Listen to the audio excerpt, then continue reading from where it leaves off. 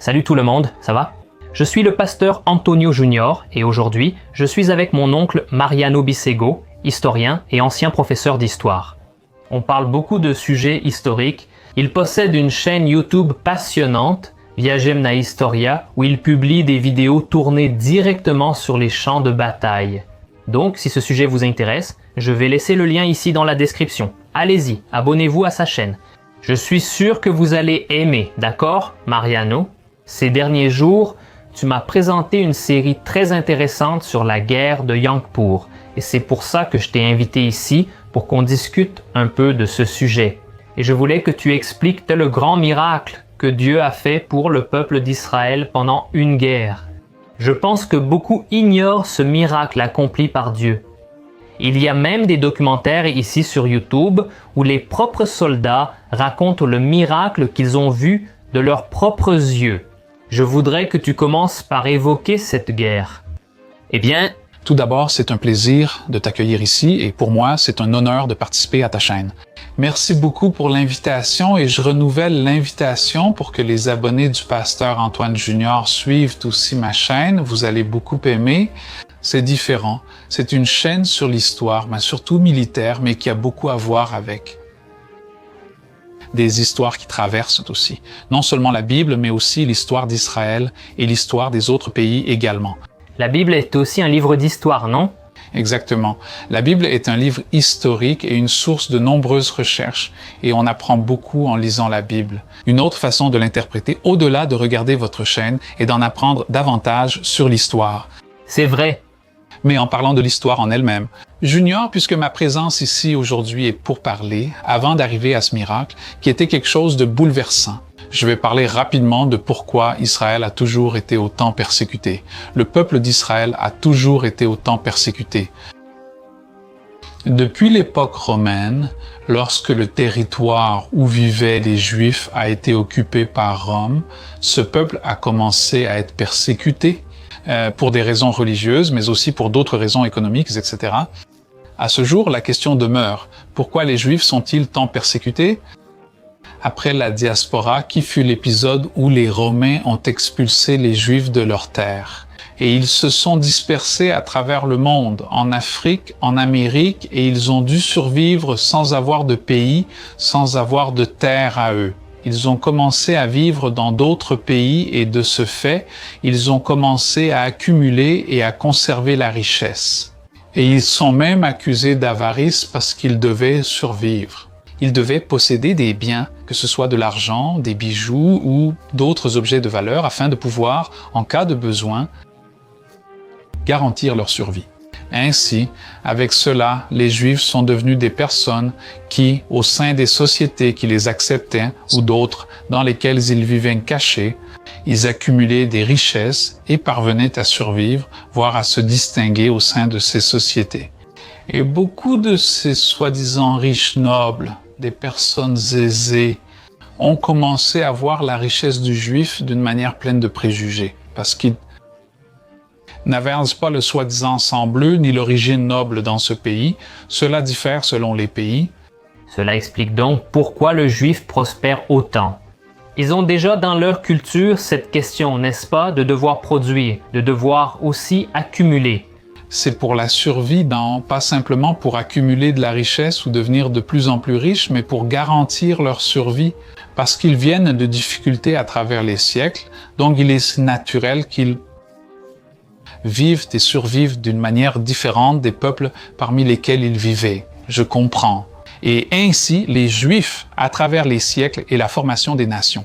Dans beaucoup de ces pays, ils commencent à être persécutés ou sont stigmatisés par le peuple d'une manière pleine de préjugés. Cela a culminé avec la persécution totale des Juifs pendant la période où les nazis étaient au pouvoir en Allemagne, parce que cela a mis à nu le préjugé et la haine que les Allemands ressentaient à une époque où l'Allemagne, après la Première Guerre mondiale, a traversé une très grande crise économique car elle a dû indemniser les pays qui avaient gagné la Première Guerre.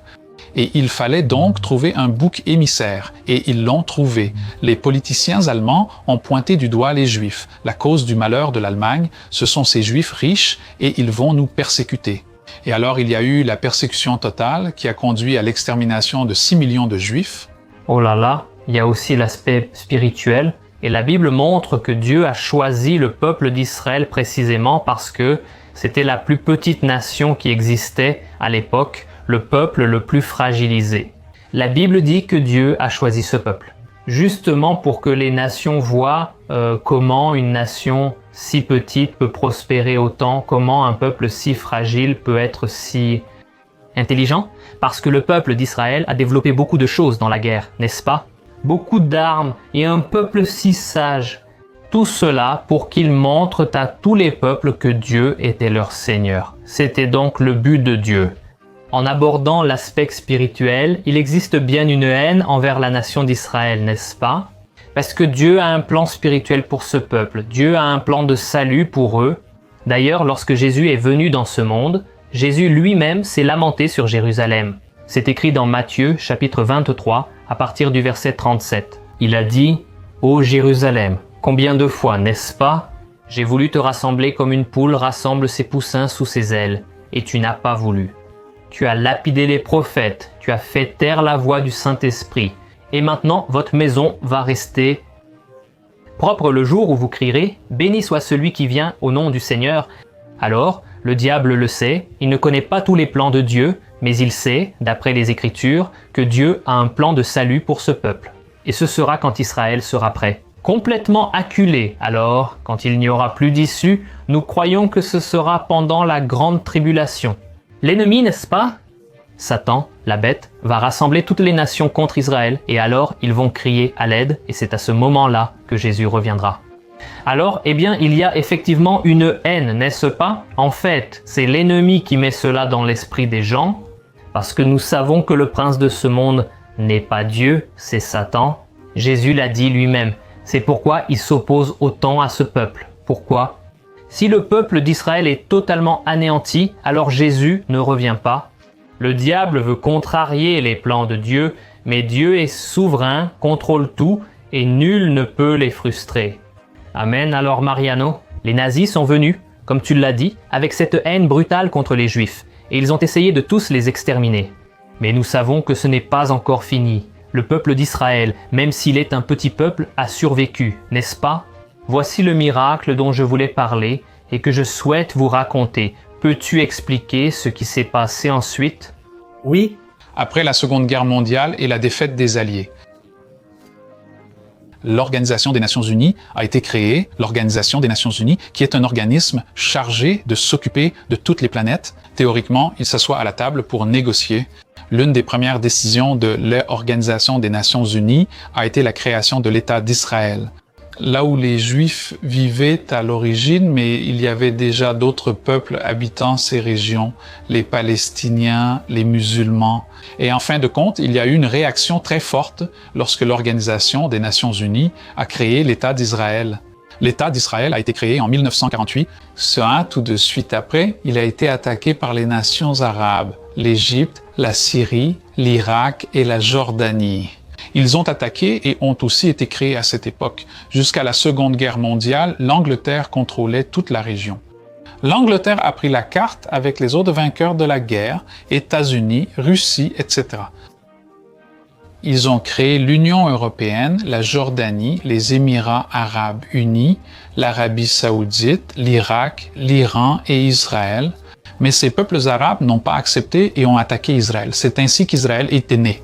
C'est comme un bébé qui vient de naître et qui doit déjà se battre pour sa vie. Alors il est né, déjà en train d'affronter cette coalition arabe.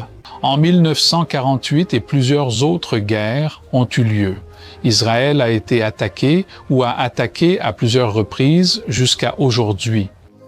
L'un des plus grands conflits fut la guerre des 6 jours en 1967. Israël a attaqué préventivement les Égyptiens, les Syriens et les Jordaniens avant qu'ils n'attaquent, car ils se mobilisaient pour cela. Et en 1973, il y a eu une autre confrontation, une autre guerre, appelée la guerre du Yom Kippour. Yom Kippour, c'est un jour sacré pour les Juifs, c'est le jour du pardon. Et en 1973, au mois d'octobre, Israël a été attaqué par surprise par les Égyptiens qui ont traversé le canal de Suez et envahi le désert du Sinaï, qui était alors sous possession israélienne.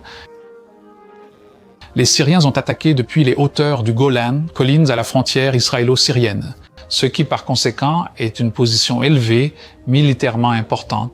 Celui qui contrôle les hauteurs du Golan contrôle tout le territoire d'Israël.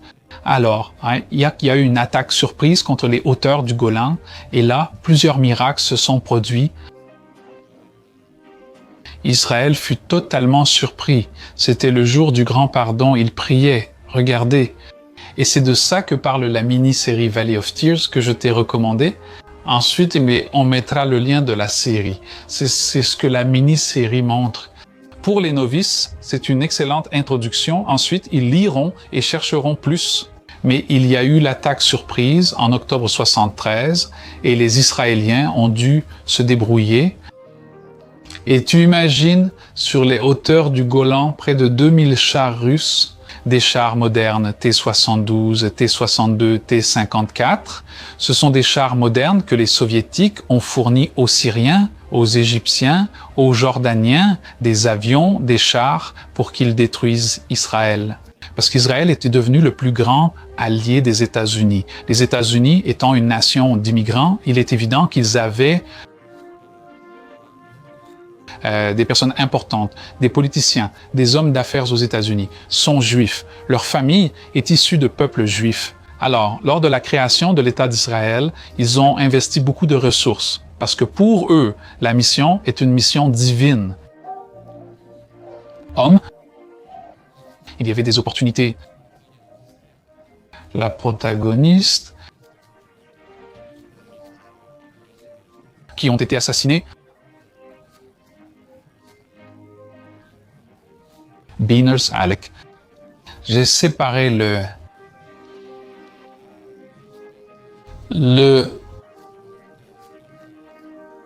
jusqu'à ce que les colonnes les forces israéliennes ont été réduites à seulement 3 chars après 4 jours de combat et plus de 300 chars syriens s'approchaient de ces 3 chars.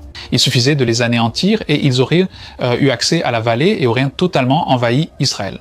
Ils auraient pu atteindre Jérusalem, Tel Aviv très facilement. Que s'est-il passé à ce moment-là?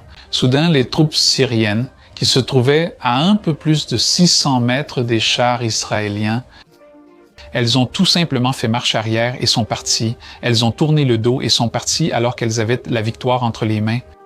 Et alors, la grande question est restée. Pourquoi les Syriens ont-ils fait cela? Pourquoi n'ont-ils pas remporté la guerre malgré l'opportunité de tout détruire? C'était l'occasion d'en finir définitivement. S'ils avaient eu accès à la vallée, ils auraient atteint Tel Aviv et Jérusalem. Prendre ces collines était crucial. Si le Golan tombait, Israël suivrait. Que s'est-il passé? Après la guerre, ils ont interviewé le commandant des troupes syriennes. Pourquoi n'avez-vous tout simplement pas détruit les 3 chars et pénétré dans la vallée? Il a répondu, « Quand nous nous approchions, nous avons vu beaucoup d'anges volant au-dessus des chars israéliens. Et une main est venue du ciel, une main, et elle nous a fait signe de nous arrêter. Alors, qu'est-ce que vous vouliez qu'on fasse? Quand Dieu nous dit de nous arrêter, on continue. Nous avons fait marche arrière et nous sommes partis. Waouh! Regardez ce miracle, les gars. Alors, la main, la providence, la main divine qui était là, a envoyé ses anges combattre avec les soldats israéliens. Et le signe qu'il fallait s'arrêter, c'était l'un des plus grands et des plus connus miracles qui s'y sont produits. Nous avons été en Israël, et vous? J'ai visité certains de ces champs de bataille. Et au moment où vous vous abonnez à ma chaîne et commencez à regarder mes vidéos, vous verrez que je visite et raconte les histoires de ces lieux où les faits se sont-ils produits. Je vous invite donc, Juninho, Antoine Junior est un spectateur assidu, j'espère que vous aimerez aussi. Et on raconte toujours ces histoires. Mais là-bas en Israël, on le ressent vraiment. Et il n'y a pas eu que cette histoire des anges qui ont arrêté les chars syriens Il y a aussi l'histoire d'une compagnie qui se déplaçait pour essayer de combler une brèche par laquelle les Syriens étaient entrés, également sur les hauteurs du Golan. Et soudain, le commandant arrête sa troupe et dit « Les gars, nous sommes dans un champ de mines. » Donc, il se trouvait sur un terrain rempli de mines. Ce sont ces bombes que l'on enterre dans le sol, et si vous marchez dessus, elles explosent et causent la mort. Le commandant a averti « Nous sommes dans un champ de mines. » Qu'est-ce que les troupes ont fait? Ils se sont allongés et ont creusé avec la baïonnette, car toucher un détonateur fait exploser la mine. Alors, les soldats ils cherchaient un chemin, car chaque pas de côté pouvait être fatal à un ou plusieurs. Et l'un des soldats, il a commencé à faire une prière très profonde, l'un des soldats israéliens, une prière très profonde. Et au milieu de cette prière, soudain, une tempête de vent très forte est arrivée. C'est devenu une tempête de sable. Les soldats se sont alors accroupis et se sont protégés du vent très fort. Et quand le vent est passé, il avait emporté tout le sable qui recouvrait les mines. Les mines étaient toutes exposées. Juste après la prière de ces soldats israéliens ont réussi à sortir du champ de mines préparé par l'ennemi. C'est une autre histoire, un autre miracle survenu aussi pendant la guerre du Yom Kippour sur les hauteurs du Golan. Regardez, c'est impressionnant, les gars. Vous avez vu dans les images là le peu de contenu disponible sur Internet, mais c'est vraiment impressionnant. Dieu a encore sauvé son peuple. Je sais que beaucoup de gens finissent par dire « Ah mais le peuple d'Israël aujourd'hui est complètement égaré, ils ne reconnaissent pas Jésus comme le Sauveur ». C'est vrai, mais la Bible dit que c'est une promesse que Dieu a faite à Abraham. « Ceux qui te béniront, je les bénirai, et ceux qui te maudiront, je les maudirai. » Alors, Dieu a une promesse pour ceux qui béniront le peuple d'Israël. Alors je t'invite à inclure cela dans tes prières. Souviens-toi de ce peuple, demande à Dieu d'avoir miséricorde, que Dieu ouvre les yeux de chacun d'eux pour qu'ils reconnaissent Jésus comme le Messie. Je suis déjà allé à Belo Horizonte où j'ai fréquenté une église de juifs messianiques et c'est merveilleux de voir un juif déclarer que Jésus est le Seigneur. C'est un peuple spécial, celui de Dieu. Jésus lui-même était juif, donc Dieu a des promesses pour ce peuple merveilleux. Et c'est vraiment un miracle que les impies non chrétiens reconnaissent la main de Dieu. Amen. Cela prouve une fois de plus que la Bible a raison. Cela prouve que les plans de Dieu ne peuvent pas être contrariés. D'accord les amis? J'espère que vous avez aimé entendre ce témoignage, ce miracle. Vous n'êtes pas encore abonné? Prenez le temps d'aller sur sa chaîne, le lien est sous la vidéo. C'est tout. Mariano Bisego, je veux te remercier d'avoir accepté de raconter ce merveilleux témoignage. Merci à toi Junior pour l'invitation. Je renforce l'invitation d'Antonio Junior. Abonnez-vous à ma chaîne. L'histoire d'Israël est faite de luttes, de guerres, de conquêtes et de grande foi. Ils ont une croyance très profonde et tu ressens ça en visitant. Que Dieu vous bénisse, amis. Grande accolade à tous.